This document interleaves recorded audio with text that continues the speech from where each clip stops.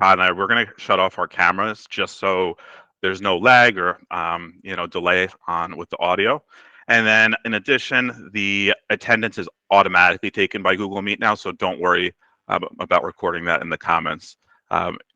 It will automatically go to a spreadsheet once this meeting's over. Alrighty, so let's jump into it here.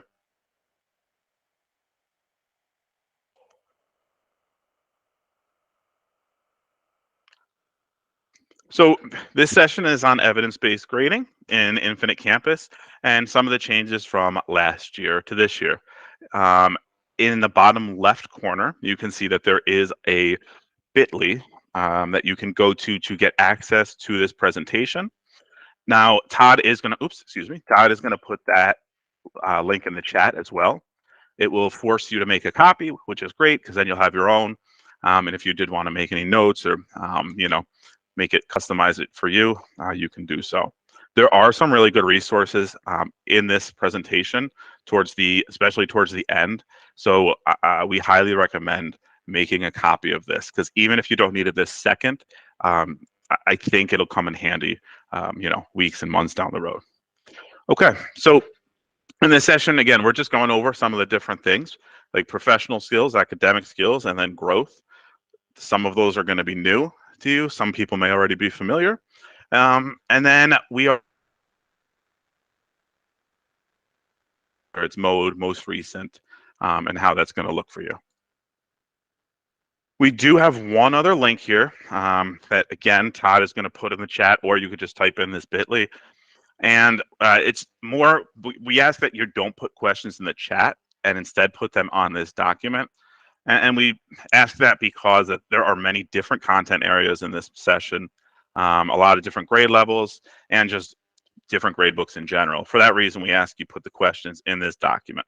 This will also help us direct your questions to the correct department, whether it be something Todd and I can answer or something from curriculum and instruction. So I'm going to pop over to that document real quick. You can see here, some people have already put in questions, and I know Joanna Borchert was in here answering some questions. So this will be filled out throughout the next few days. But before we get into Infinite Campus, Todd and I just wanted to show kind of a neat little feature within Google Docs, and those are called smart chips. And you can use this in your classroom. We're also going to use it today as part of our session. To add a smart chip, you put the @ symbol, and when I push the @ symbol, you'll see this pop-up comes up, and I'm going to put an @ symbol, and I'm going to do voting chip. When I pick voting chip, I can go ahead and pick what kind of emoji I want, right? And there's one I want, and I can click that to thumbs up. So that's just a cool little thing. It's simple, and you could add it to your Google Docs with students. And then if you hover over it, you can see who liked what. And so if there are any questions you see on here, or you kind of agree with or concerned about, feel free to thumbs up, just so we can get a better idea of where we're at and how we can better support. All righty, going to jump back over here, and we are going to get into Infinite Campus. Normally we get into Infinite Campus through ClassLink. Right, it's a single sign-on. We have to go through ClassLink. However, because of this training, I am going to be going into the sandbox, which is not a live gradebook, which is why it's a different color here on the top. And immediately we can see that it is the new look. So what I mean by the new look is right here on the top right corner. If you click this little person, it says try the new look. Now, if you've been in the district for a few years, you might have yours off, and because it's been off, right? And you're used to it.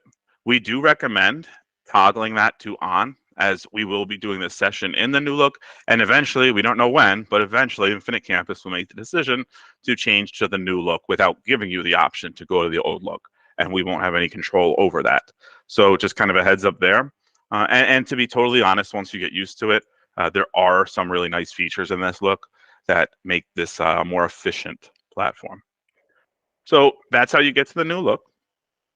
Up here, if you're not seeing the Teaching Center, what you can do is click this little search icon on the top left corner, And instead of searching for a student, I'm actually going to go to tool. So maybe I'm looking for the PLP contact log. Maybe I'm looking for the teaching center, like page I'm on now. I can type that in and then click on it, and it'll bring me right there. So this is a nice, helpful thing if you are having trouble finding something, especially as you're adjusting to the new look. Uh, okay. The other thing we have is the actual view, and that's going to depend on your screen resolution. So if I zoom in, right now you can see it looks different. If I click instruction, right, everything kind of comes down underneath that. Personally, I prefer it the other way, so I have to zoom out. So I do that by pushing Control and minus. Now what happens when I hit this is the instruction now comes out in a separate dialog box over here. So again, this is just a personal choice. I like this layout more. The other way to zoom in and out would be to click these three little circles on the top right corner, and there's a zoom section here, and you can zoom in or out that way. Again, and just on a side note, if you're like the print dialog box, you're trying to click OK on something and it's not all the way on the screen, you can zoom out and see the bottom of the box there. And then finally, with the new look, just this question mark up here on the top, we wanted to highlight this. It is something that I admittedly ignore on most websites, that little help icon, because I usually feel like it's, worthless.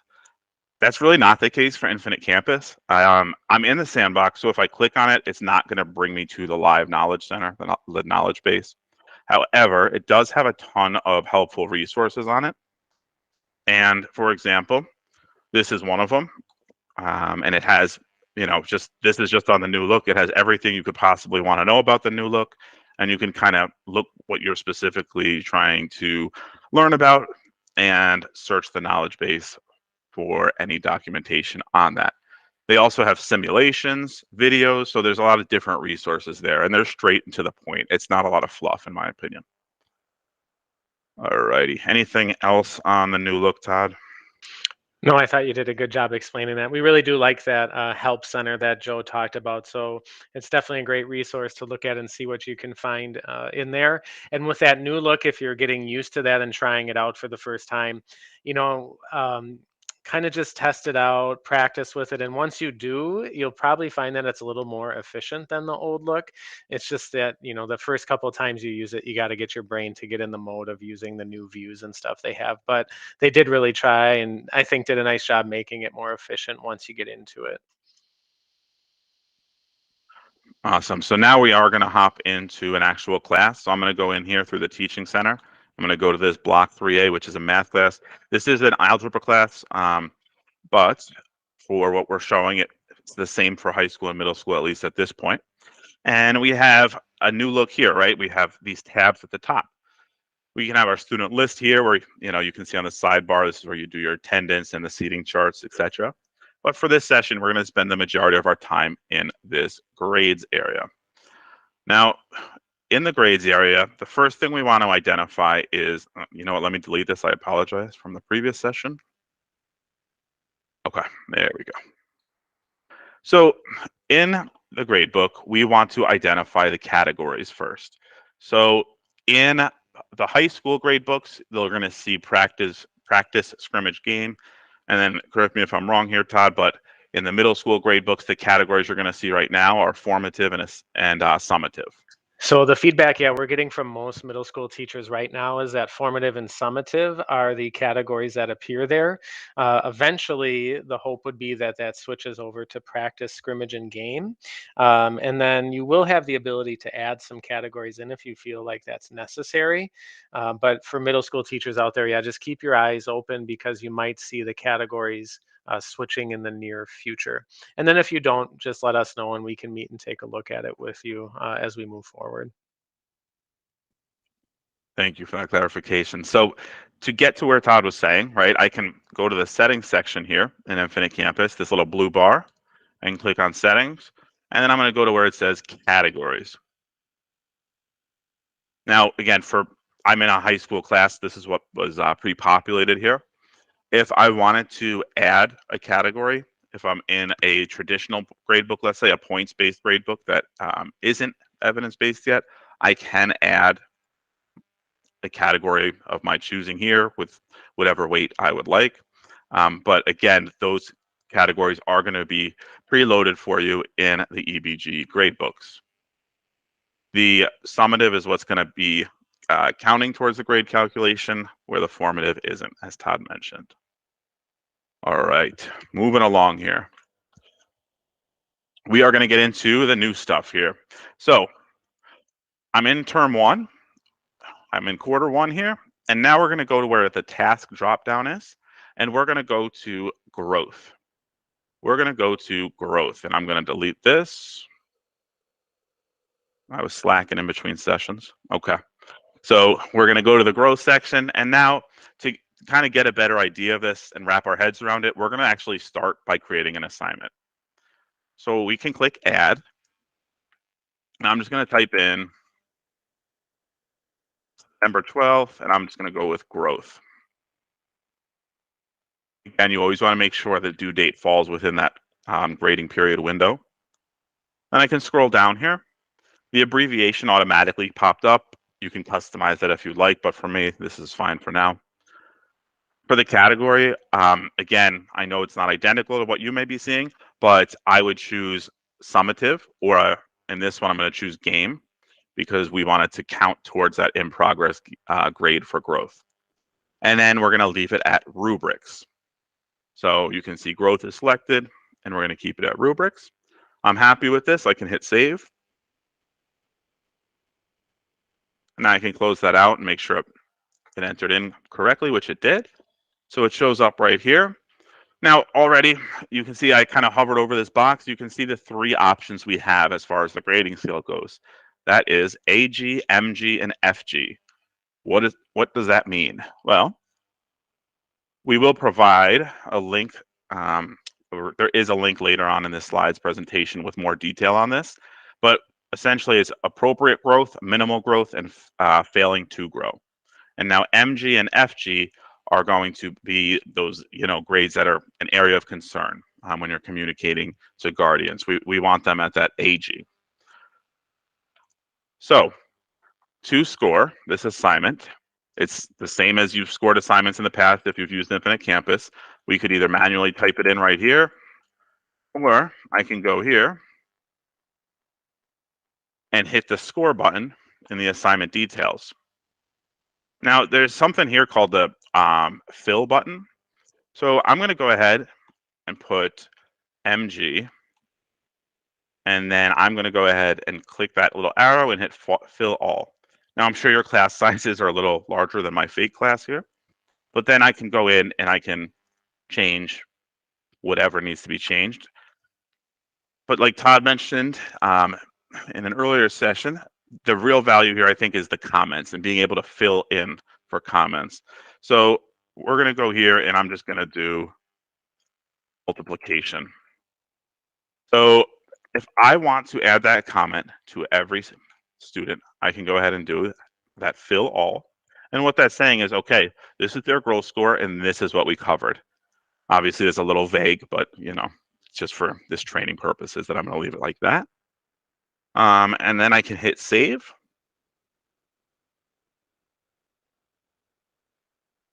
And we will see this in progress grade pop up. Now, the grade calculation for growth is going to be based off the most recent grade.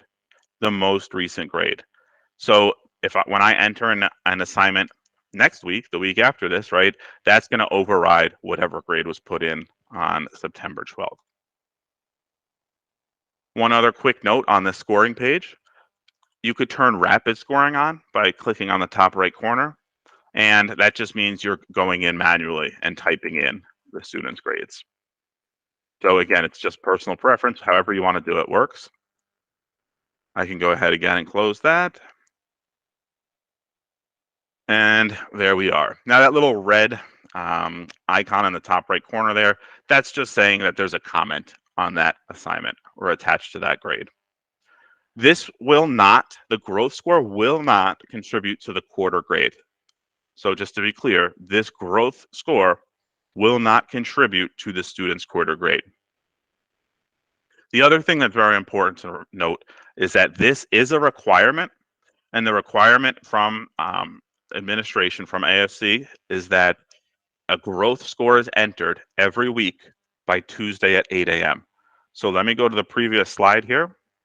And down here is in bold, the expectation is that for the score to be entered by Tuesday morning by 8 a.m. so that building admins can run reports on those growth scores to keep tabs kind of on the progress of students and to be sure that guardians are getting that information.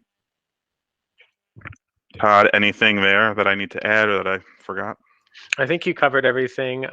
One piece of information to note is that later in the presentation, we'll show you a way to duplicate assignments if that's not something you're aware of, how to complete.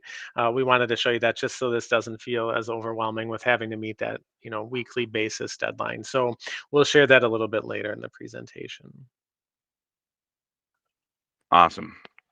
Okay, so now we have the growth score there. The other thing we're going to look at are professional skills. And this is new to the middle schools this year. And the professional skills can be found in this task dropdown as well. And those are these 4 right here with the A and D, C and L, etc. You can hover over it to get the full description of what the standard is, or excuse me, what the skill is. So I can click on this one. And I'm going to go ahead again and add an assignment here. There are a few slight differences. We're kind of going to go with the same method here for the 12th. And I do want to change the category. Again, for this example, I want to change it from practice to game because I want it to be an in-progress grade. That doesn't mean every assignment needs to be a game or needs to be summative. All right, you are going to be putting formative assignments in your gradebook. However, for this purpose, we just want to show you the in-progress grade. So I'm selecting game or summative if I was in a middle school gradebook. Now I can go ahead. I want to keep it at rubrics. I can hit save here. And that dialog box will come up. That always annoys me and delays me from closing out the scoring. And then right here, we can just score it. And it's going to be based on a scale of 1 to 4. So again, if you're having a hard time remembering what is the scale, you can hover over the box right here, and it will give you that. You see in the black there, it's 1, 2, 3, 4. Or you can always go on that score button like we did for growth and choose from those drop downs. As far as the rubric goes for assessing those skills, well, that can be found on the CAO website from on ClassLink, or we have it linked on this presentation as well. And this will give you a more detailed look here of what that success criteria looks for each of the skills. So I can go ahead here and enter in those scores and save them. And then we're good. Now, similar to the growth score, professional skills are going to be calculated with the most recent grade.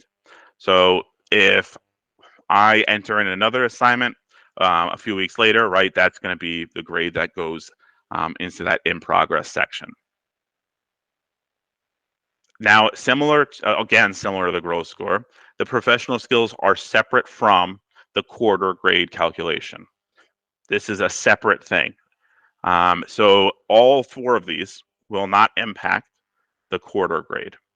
And it won't impact any of, if you're teaching algebra, it won't impact your evidence-based gradebook either. All right.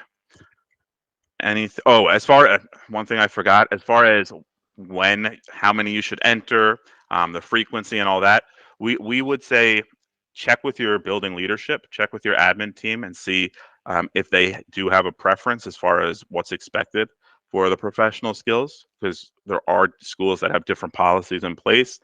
We recommend, Todd and I at least suggest at least getting 1 or 2 of these filled out for the quarter and to have something there, because it doesn't take very long. And you can go through and Todd's going to show you how to add multiple skills to one assignment. All right, kind of threw a lot at you there. Todd, anything else on that? No, I think you're good. I can start jumping in and sharing my screen. Awesome.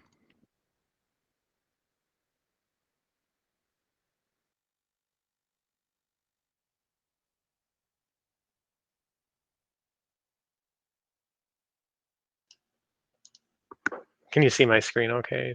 All right. So, real quick, just to break up the monotony of Infinite Campus, a fun little trick for the beginning of the year. If you're not aware, in our district, we do have access to a lot of different Adobe products through their Adobe Creative Cloud. So, one that we just wanted to share with you today is Adobe Express. Adobe Express can be used for posters. You can actually work with students at the secondary level to create websites, a lot of different things. But why we wanted to share it at the beginning of the year is they do have some templates available for Google Classroom headers. So if you're a creative person that likes kind of going through and changing what your Google Classroom header looks like, you can go into Adobe Express and do that. You can search for templates based off of Google Classroom. You could also try and do it by your content area. If you do student council, you could search up leadership, those different kinds of things, and then make this your Google Classroom header. Again, let Joe and I know if you're interested in using this product at all. We can teach you how to use it, but we've also worked with a lot of different students to go through and make projects in Adobe Express because secondary kind of likes to switch it up and use something different, not always the Google items. So, just a quick break there. I thought we'd share with you in case you need something for the beginning of the year. But we'll jump back in now to Google, I'm sorry, to Google Classroom, to Infinite Campus. And when we're in Infinite Campus, we're going to take a look now at the academic skills. The first thing that you might notice is that my screen has the green banner at the top. So I am currently in a live gradebook. The reason for that is a couple of things we want to show you in this portion of the presentation don't work in the sandbox. They only work within the live gradebook. So we wanted to share that. And we are lucky enough to have a couple of Walden teachers let us use this for their class and students. So thank you to those teachers. All right. So for the academic skills, the first thing I do want to mention is when you're grading academic skills for high school, this eventually will calculate using the mode. So if you're a high school teacher, Infinite Campus is going to look at each academic skill and figure out the mode of that skill. And it won't be like mode of 3, mode of 5 like we used to have. It'll just be overall mode based on the number of assignments that you have. If you're a middle school teacher, the grade book for the skills is going to still be most recent. So in middle school, most of these items that you are going to be working with are going to be most recent. So we want to start by letting you know that. Okay. Next up, we'll show you where to find those different skills or tasks.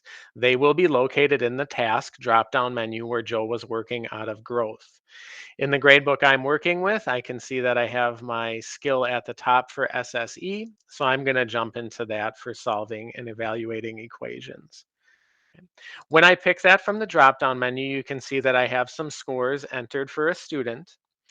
What we'll do though for this training is we'll add a new one just to show you a couple of features that might make this easier as you start working with academic skills. So I'm going to add an assignment and we'll just call it session 4 since this is our fourth session today of IC.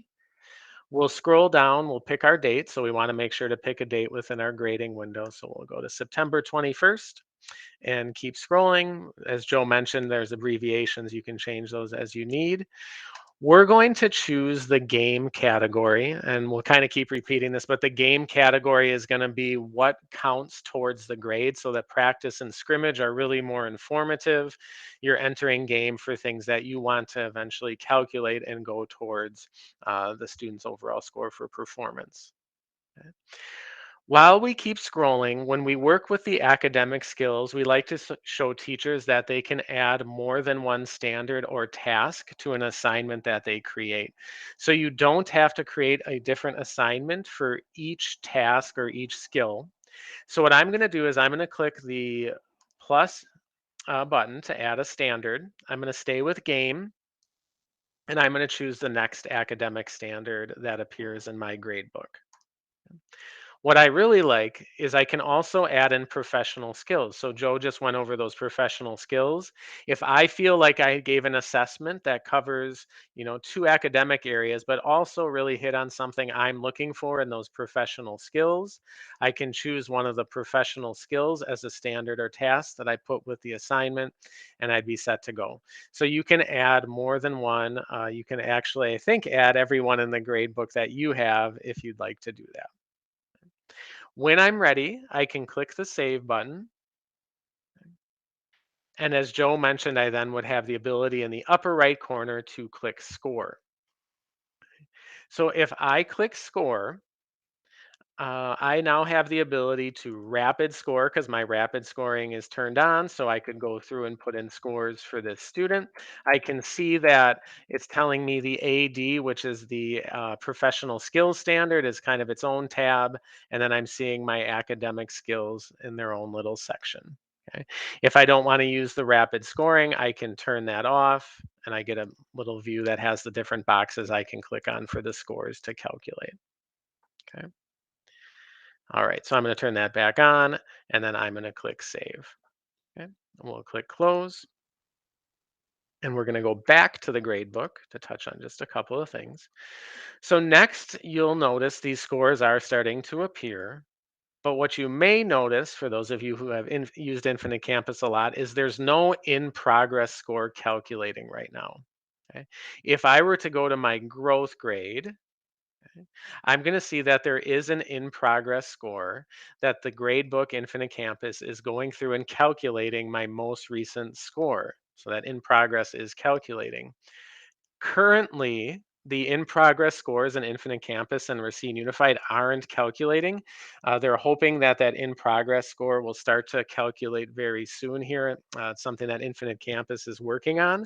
But we want to let you know that because if you're entering grades and all of a sudden it seems like nothing's calculating right now, it's going to be that way for a little bit. Eventually, you'll see that in progress score appear.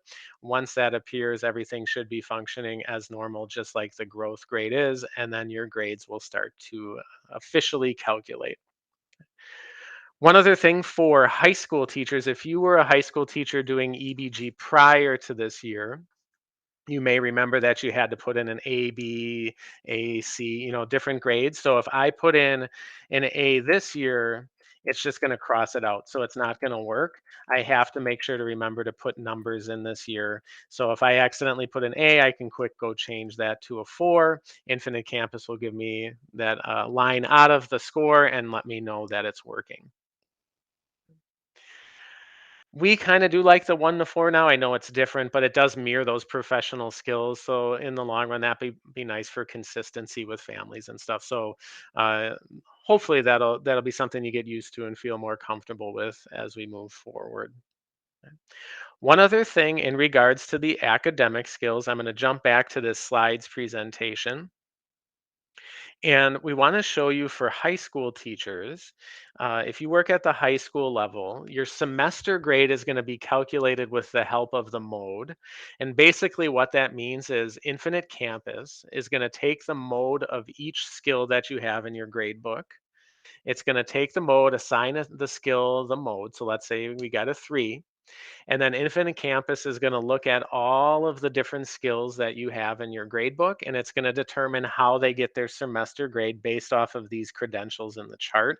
So, for example, for an A, if a student got all 3s and 4s in each skill, so the mode found that they were getting 3s and 4s in each skill, that would eventually create the semester grade of an A. And then as you go down this chart, you can see what would be a B, what's a C, what's a D, what's an F. So this chart is pretty valuable to look at. We will show you that in the next portion where you can find that to share out with families and students as well. So we'll get into that in just a second when we talk about flagging assignments. Joe, anything I missed for academic skills? I don't think you missed anything. I'm keeping an eye on the questions as well on the document. Just one quick thing: if you try and add an assignment and where I'm taking a step back here, but if you try and add an assignment and it doesn't let you because it says there are no categories, if you don't mind, just put in that class. So I appreciate the person who just put that class section on the document.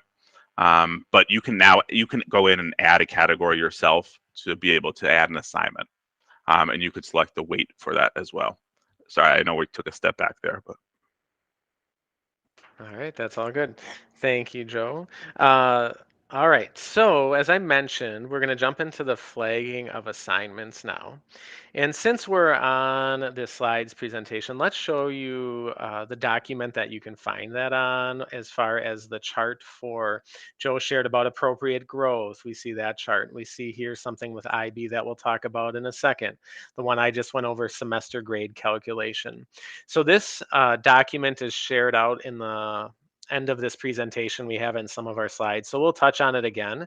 But the reason we highlight it right now is on page 10 of the document, they have some information regarding flagging of assignments. And it tells you, should you flag something missing? Should you put it as incomplete? Should you put it as turned in? And then what they do is they create scenarios based on, is it evidence-based? Is it scrimmage? Is it a game? Those kind of things. So C and I did a really nice job putting this together. So we wanted to highlight that portion of the flagged assignments because it can be pretty confusing with all of the different items you have in your gradebook, what you should use. So we wanted to share that. In the gradebook, what we'll highlight is just two quick flags. So if I'm going to flag an assignment, I can go to that an assignment and I can click on the arrow to expand it. When I expand it, I can see that this assignment's been flagged with an I for incomplete. And just like some of the other stuff, if you hover it over, it will tell you what each flag means. Okay.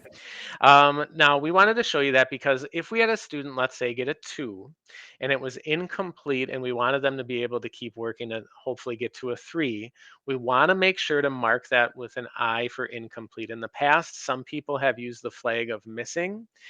We don't want to use that here because if we choose missing, missing will give us a warning, and that warning is basically telling us if you choose missing, it's going to score the assignment as a 0. And if you score the assignment then as a 0, that will mess up the grade and not really kind of contribute the way you want. So M is really going to be used when you're entering the score of a 0. For other items that you want to flag, you're probably going to be using that I for incomplete. We note that here also because we realize some administrators require you to print out missing work reports and flagged assignment reports. And if you're going to do that, or if you're asked to do that in your building, flagging the items with the I or that M if it's a 0 will come into play. So we want to make sure we show you that. You can also get to that flagged assignments area by clicking on the assignment and then going to score, where we get the drop down of the different flags that are available for our district and Infinite Campus. All right, we'll jump back to the slides presentation.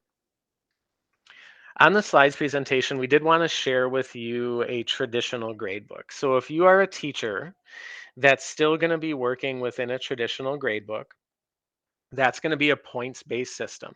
And you can develop the point-based system you'd like to work with. And the example we have on this slides presentation, you can see that they worked with a 4-point scale and made the percentages and the scores work for them. And so you can set that up how you want. In fact, some people will set it up on a points-based system where assessments are worth more than assignments. So they might have a test that's worth 50 and an assignment that's worth 10 points, and that's how they naturally weight their assignments. So you kind of set that up for what will work for you. You do have the ability, as Joe mentioned earlier, to create your own categories. So if you are working in a traditional gradebook, you can put in that formative category, that summative category, if that's something you felt comfortable with. We just recommend that if you do that, you kind of start to test it out, because sometimes how you weight weight the categories can impact the grade in a way you don't see fit. So maybe they're getting a B when they really should be getting an A. So definitely something you can look at if you're in that traditional grade book. If you're questioning it, let Joe or I know. We're happy to come in and take a look at the grade book with you and play around with it to get it to fit for your class and the students that you work with. Okay. In a traditional grade book, for those of you who are new to the district, if I'm in a traditional grade book and I create an assignment, by clicking the Add button. The only thing you'll notice that will look a little bit different is towards the bottom of the screen, and that is where you can go through and you can add in points. And when you go through and you add in the points, you can choose the point value that you're going to work with for the specific assignment. And then eventually, once you start to enter your scores, students will see how they're performing based on the percentage they got in that specific assignment and point value. All right, Joe, anything I missed for flagging assignments or the traditional gradebook? Nope. But just to reiterate, the flagging. One of the things um, we had noticed last year with the flagging was if it's not consistent across the board, it doesn't work effectively amongst your team. So whether it's a grade level team or just your entire building, there were times which I understand there's a lot being thrown at you, but try and be consistent with those flags, with that incomplete, like Todd mentioned, so that if there are reports run within your building, that you kind of get that accurate list of students that you need to identify within your PLC and work with. All right, thank you, Joe. The last piece of the gradebook specifically that we wanted to share was just for IB. So for those of you who are in an IB school, you can see if it's IB school, it's still going to be most recent if you're middle school. If you're high school, it's going to end up being mode, and we'll talk about that in a second. If you are middle school, you'd still be entering that 0 to 8 scale that you've utilized in the past. Infinite Campus then will find that most recent score you entered for the skill, and that's how the grade will be determined. If you are in high school, what's being asked is that you take the 8 point scale and basically convert it into what we would use as the 0, 1, 2, 3, and 4 scale for our proficiency levels in Racine. So let's say you believe a student's at a 6 to a 5. You'd say, all right, well, that's a 3. I'm going to take that 3, and that's what I'm going to enter into the grade book. So Infinite Campus for high school IB will it be looking for that 0, 1, 2, 3, or 4 model that we've been sharing. And you'd go through and you would enter the grades just as we showed for the academic skills prior. And then it'll go through and determine that mode. Middle school should look similar to what you've done in the past. It'll just, again, find that most recent score. And if you again need help with that, you'd go through and look at the academic skills or professional skills we were showing how to enter earlier and enter the IB scores that same way. So as Joe and I have kind of said, we do feel like this is a lot of information and a lot to take on as the school year gets started. So what we wanted to do was give you about 5 ways that Infinite Campus could work a little bit better for you to make it more efficient as you get started with this EBG grading, as you get started with the school year. So we wanted to provide, some tips and tricks to help you out. So there's going to be 5, and I'll go into Infinite Campus to show you those things, and hopefully you'll find something that you feel like can be helpful and take away as you start working on the grading process. So as I jump back over, the first thing we want to take a look at is Progress Monitor. So underneath this Grades tab, we see the Progress Monitor area. This is probably my favorite area of Infinite Campus when it comes to standards-based or evidence-based grading, because it can give you the whole view of how a student is performing. So when I look at Progress Monitor, across the top, I'm going to see all of the different standards and scores that my student is going to be eventually assessed with. And then I also see that growth grade. As we mentioned right now, Progress Monitor isn't, I'm sorry, as we mentioned, the in progress scores right now aren't showing. So if they were showing for academic skills, I could go to SSE. I could go down to match kind of where the student and the standard come together. I can click on that gray box. And when I do, I get the overall view and scores of how the student is performing specifically for that skill. What's nice about that is I could make the necessary changes here if we've seen improvement or if we've seen, some difficulties in certain areas. As you can see, the flag I entered earlier does appear here, so you can flag assignments as I mentioned. You can also add in comments as needed, and eventually you could go into the scoring area of this and do a little bit more. So I'll show you that in a second, but we can look specifically at a student to see how they're performing. Okay. When we talk about that whole view, I can now see, right, that my scores for growth are showing up. Right now I have an NA for A and D, and I'd have to look and see why is that professional skill has an NA, what's contributing to that, and I could make that change here if I needed. Okay. I just mentioned scoring. If I want to grade the whole class and I want to take a look at all of these different evidence tasks, I'm going to click on score. And across the top, I can grade everything that I have in the grade book. So if I wanted to, I could just start to go through and make changes to those different grades, and they should be set. All I would have to do then is to click save and be ready to go. In the lower left corner, I do have the ability to add assignments using Progress Monitor tools. So we have run across a couple of teachers who are using the Progress Monitor tool as their grade book because they can add assignments, they can get a whole picture, and then because they can also score and grade within of here. So feel free to use that if you think that will be helpful. And then one of our coworkers, make sure we show this at everything. They do also have a portfolio. And underneath portfolio, we can take a look at how a student has performed in different school years, different courses, and even different standards. I'm not going to filter through all of that during this session, but you can scroll down, right, and you can see how a student's performing. Once you get an idea of how the student is performing, you might create a group for that student to work in. You might provide a separate worksheet that they need a little skill help in. So the portfolio can be a great way to get to know the students, especially as the year is getting started. The last thing I'll show you in Progress Monitor, if I click on a specific standard, in the upper right corner, you'll see a little graph button. That's a score analysis. Now, it's not going to work exactly how we want because I've only entered grades for one student. If I would enter grades for more than one student, what this feature will do is it will show me all of the students and what level they're performing at. And then based off of that, it will create groups for me. And within those groups, I can put specific assignments in Infinite Campus for only those students in that group. I can get a spreadsheet of the students in that group, and that's how I could eventually form my small groups. So you can use Infinite Campus and the data within it to go through and kind of help you with the running of your day-to-day items in class. Okay. A new feature, we'll go back to the gradebook of Infinite Campus that some of you may have seen. In the upper right corner, there's now a View as Student option.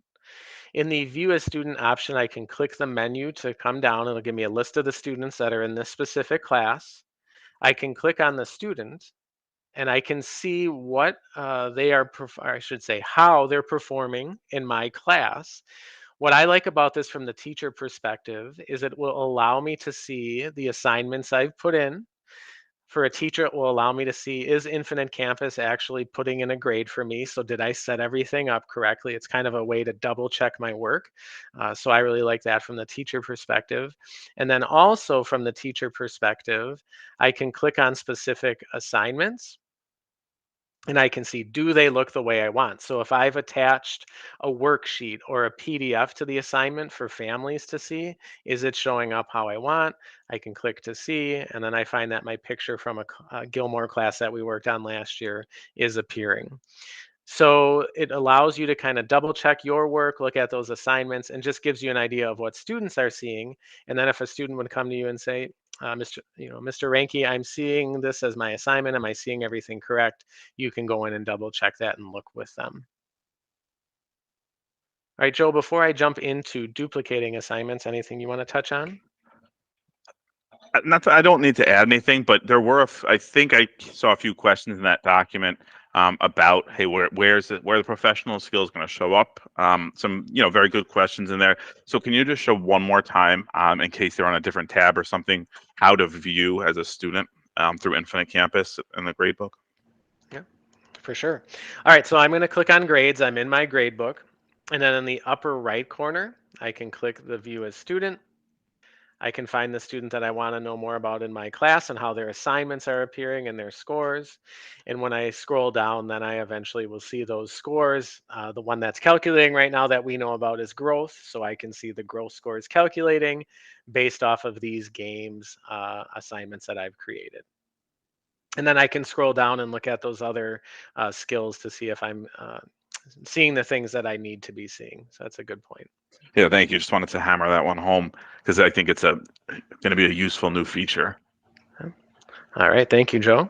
The other nice feature when it comes to working with the growth section of these grades is that you can duplicate assignments. And when you duplicate assignments, it keeps all of the settings the same and allows you to just really quickly create something new, especially, right, you got to do this on a weekly basis. So if I go to one of my assignments and I click the blue link to edit, I can click the down arrow and choose duplicate. And really all that will do is it'll put the words copy of in front. I can take that part out, change the date, and then I'll change this start and end date to the 10th so it matches. So I've got 1010 all matched up. My settings would have stayed the same. I have the game, I have my growth category. I can click save. And then if I want, I can click to close. Okay. Also, I'd have that ability to score here if I choose to do that. When I come back and look, I can see now that the assignment was added. I'm going to real quickly show you if I go to duplicate, we'll make a new one again. I do see the ability to save and add sections. So for your growth task that you'll be working with, you can create one of these and it can kind of fill in for every section that you work with. I'm not going to do this because I am in a live gradebook, but I could add all of these different sections. When I add in the different sections, it'll create the growth assignment for, I did October 10th, and then it'll be in all of those different sections and I can go back and grade those appropriately. So when I duplicate that, then those same sections will appear in the assignment. So the duplicating will do that all for you as long as you set it up correctly the first time. If you need help with that part, just let us know. Okay. With the, let's say, duplicating for multiple sections, that sometimes will work only if they have standards that match. So if you teach two different sections of math, maybe algebra and then one's geometry, the standards might not be the same. So if the standards aren't the same, you might not be able to kind of duplicate those to multiple sections based off of the skill. Okay. And again, if you're seeing that and have questions, let us know. We're happy to help out with that. All right. So let's jump back to the slides presentation and a couple of resources that we thought would be helpful for you. So the first resource is one that might look familiar, right? Because that's the one we've been sharing throughout today. That resource basically um, is going to be something that the CNI department put together to help high school staff and people working with EBG. The hope is that they'll eventually have one for middle school staff as well, since this is going to look a little bit different. When I click on this link, it's going to go through and take me to the high school grading expectations. And at the top of it, I'll see that document that's available. And then if you scroll around, right, obviously you can see some different things for the CAO website. Okay. Then on the next page, we have a evidence-based learning and grading site that was also created by the CNO office. Sorry, hard for me to say at the end of the day. But what you'll see is that they put together an evidence-based grading site that has information for teachers, staff, and then also for families. So there's even a podcast link you could share out related to evidence-based grading. There's a high school EBG parent letter that you could utilize. Eventually, they're going to put that together in Spanish. One that Joe and I looked at right away was the high school EBG course list. So just give us a little bit of familiarity when working with different courses, and that might be helpful to you when working with your team in different content areas. One that proved to be really beneficial last year for families was this parent handout. This parent handout's kind of a two-page quick document with some of the charts we shared, grading scales, the differences between practice, scrimmage, game, just a lot of quick information for families that you can share out. And they really liked it last year when we were using Power Law. Now that we've switched over to Mode and EBG and some of these other items, you can use this new updated version for families. Okay. And last but not least, for Infinite Campus, our team put together a video that you can feel free to take a look at. The video basically is going to show you how to log into something called Campus Passport. And Campus Passport is something that our district purchased last year to allow staff members to get PL on their own time with Infinite Campus. And kind of they have these on-demand modules. So I'm going to show you just what it looks like real quick. That video will give you the login process. So if I go to the waffle in the upper right corner, I can click on that waffle and go to community. It's going to take me to a community page that Infinite Campus has created. And under that community page is Campus Passport. When I go to Campus Passport, I can get some tutorials on how to use the program. But as I scroll down, I can also see that there's going to be some on-demand modules I can choose from. And so I'll just click on this, for example. I could search up things about attendance if I wanted to know more about that. If I wanted to know just basics of Infinite Campus, I could find a training on that. If you're someone who likes reporting, right, you can do ad hocs to learn about those different reports available in IC. When I click on the on-demand module, it will give me, a list of different videos to watch. When I click on those videos, it's going to be a video that is led by someone from Infinite Campus, and they're going to be taking us through the different steps of whatever it may be that we've chosen to learn more about. So you'll see that, and sometimes you'll even see their picture in the upper right corner as they lead you through it. We really like it because you can also use it for voice and choice hours and minutes. Infinite Campus does a really nice job of logging those minutes and hours for you. So if you ever need evidence for your leadership, you can print a screenshot of the IC information that they have for you and just hand that over. In addition, if you want to just pause, it'll still keep track of the time that you completed, and you could eventually share that out. You could eventually use it too for PPG and SLO if you would ever need that. If you need help with finding the hours and the evidence that you've completed courses, just let Joe and I know. We're happy to help with that as we move forward. So that is available. And then we do understand that there's a lot, you're getting ready for the school year and there's a lot on your plate. And while this Campus Passport is a great resource, maybe this week, right, you don't have the time for it between your compliance-based trainings that, we have to do and all that. Just again, that's why we recommend keeping it, adding this presentation to your drive and getting that Passport account at least set up. Because as Todd said, it's a really great and easy resource to use. All right, thank you, Joe. The last couple slides we wanted to share first is curriculum instruction. We've talked about some of the nice materials that they've created around this EBG switch for some of you and the new looks that some of you will see. So their information is here. You can contact them if you have questions or feedback, because I'm sure that will help as we go through this process and try and grow and move forward and make sure everything is working correctly. We also have information for the tech integration team. So if you're secondary, most likely Joe and I will be working with you. But if you're at a K-8, then you might work with Catherine and Natalia.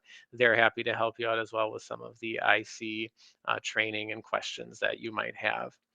And then just the last slide we had, I know we've mentioned throughout, but thank you for putting questions on there. If you can continue to do that. If you found this riveting and then an hour later you think of a question, feel free to throw that on there. Our team is going to look at it, curriculum instruction, and then school data. We'll take a look at it so everybody can make sure that this is working well for you and the families and students in Racine. So on that note, I'm going to stop sharing my screen, but I don't have anything else. We want to thank you for joining us, and Joe will jump on for one last thing.